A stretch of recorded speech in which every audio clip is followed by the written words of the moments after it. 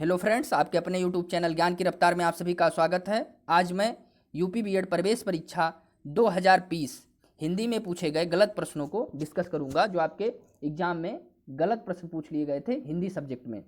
दोस्तों, यदि आप हमारे चैनल पर नए हैं तो चैनल को सब्सक्राइब कर दीजिएगा, बेल आइकन को प्रेस कर दीजिएगा ताकि आने वाले वीडियोज़ का नोटिफिकेशन आप लोगों को मिल सके। तो चलिए, आज हम जो क्वेश्चंस को डिस्कस करेंगे उनको मैं विथ प्रूफ बताऊंगा कि ये सारे क्वेश्चंस गलत क्यों हैं। तो जो आपका पहला क्वेश्चन है वह है, कौन सा कवि छायावादी है? ऑप्शन थे आपके जयशंकर प्रसाद, सुमित्रानंदन पंत, मैथिली शरण गुप्त और महादेवी वर्मा। मैं आपको बता दूं, यह क्वेश्चन आपका इस वजह से गलत है क्योंकि जो चारों ऑप्शन आपके दिए हुए हैं इनमें से 3 ऑप्शन तो आपके छायावादी कवि के ही हैं। जयशंकर प्रसाद, सुमित्रानंदन पंत और महादेवी वर्मा, ये तीनों जो आपके लेखक हैं ये आपके तीनों छायावादी ही हैं, यानी छायावादी कवि ही हैं। तो जो आपका ये क्वेश्चन है इस वजह से आपका गलत है। आपका जो क्वेश्चन होना चाहिए था वो होना चाहिए था कि कौन सा कवि छायावादी नहीं है। तो इसमें जो आपका सब तब सही होता तो आपका मैथिली शरण गुप्त सही होता। मैथिली शरण गुप्त आपके खड़ी बोली के लेखक हैं और इनको हिंदी साहित्य में दद्दा के नाम से भी जाना जाता है, लेकिन यह क्वेश्चन क्या है? गलत है। चलिए अगला क्वेश्चन, निम्नलिखित में से कौन सा शब्द रूढ़ है? ऑप्शन है आपके वाचनालय, समतल, विद्यालय, पशु। इसका जो सही आंसर है वो आपका पशु है, लेकिन यह क्वेश्चन गलत क्यों माना जाएगा? क्योंकि यह क्वेश्चन जो आपके एग्जाम में 2 बार रिपीट हो गया था। यदि आपके एग्जाम में कोई क्वेश्चन 2 बार रिपीट हो रहा है तो इसमें क्या होता है, स्टूडेंट को क्या होती है, परेशानी होती है। और इस पर आप क्लेम कर सकते हैं कि यह जो क्वेश्चन है वो हमारे एग्जाम में 2 बार रिपीट हो गया था, तो इसका नंबर हमको मिलना चाहिए।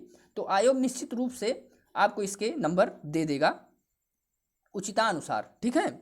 उसके जब आपकी आंसर की आती है तो आपको क्लेम करना होता है कि हमारा कौन कौन सा क्वेश्चन जो है वो सही है, लेकिन हमको इस पर नंबर नहीं मिले हुए हैं, तो उस टाइम आप जो है उस पर क्लेम कर सकते हैं।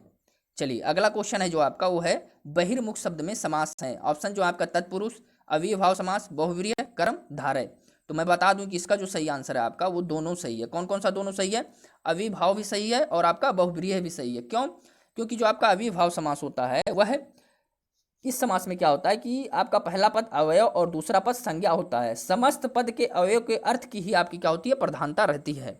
आपका जो बहिर्मुखी दिया हुआ है इसका मतलब है बाहरी मुख वाला, और आपका जो यह क्वेश्चन है बहिर्मुख, इसमें जो है आपका वो आपका पहला पद अवयव है और दूसरा पद संज्ञा है, इस वजह से इसमें क्या होगा, अव्ययभाव समास होगा।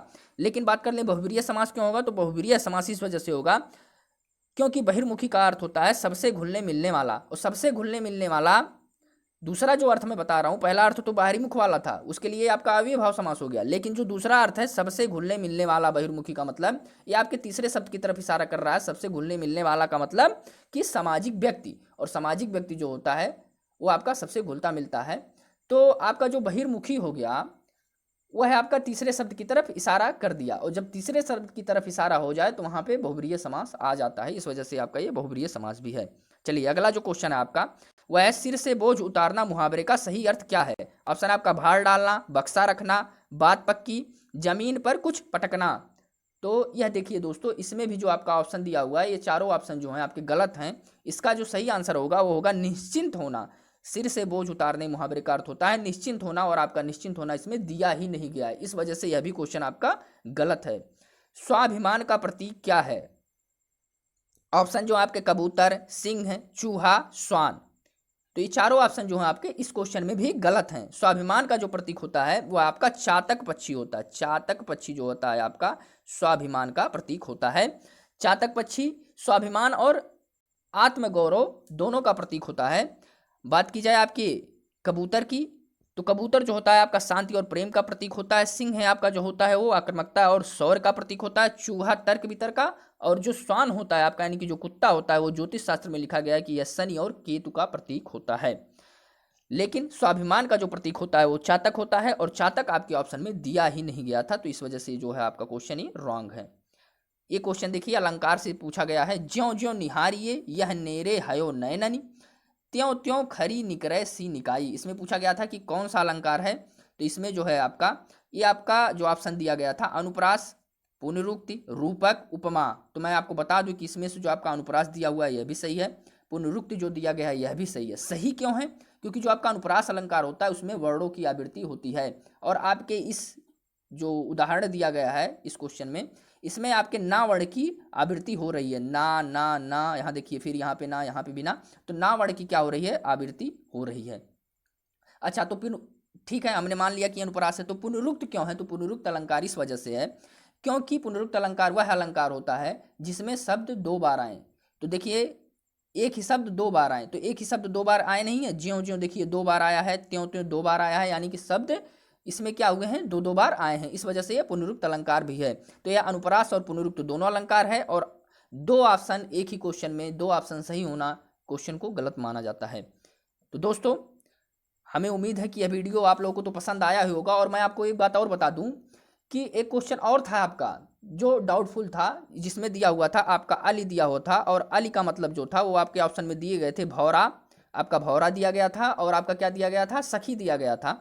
तो जो अली था, वो अली का मतलब तो भौरा होता है, लेकिन कुछ लोग ऐसा बता रहे हैं, मैंने कुछ लोगों के यूट्यूब चैनल को भी देखा, उन्होंने बताया कि जो अली होता है इसका मतलब सखी होता है। तो यह भी क्वेश्चन आपका गलत है।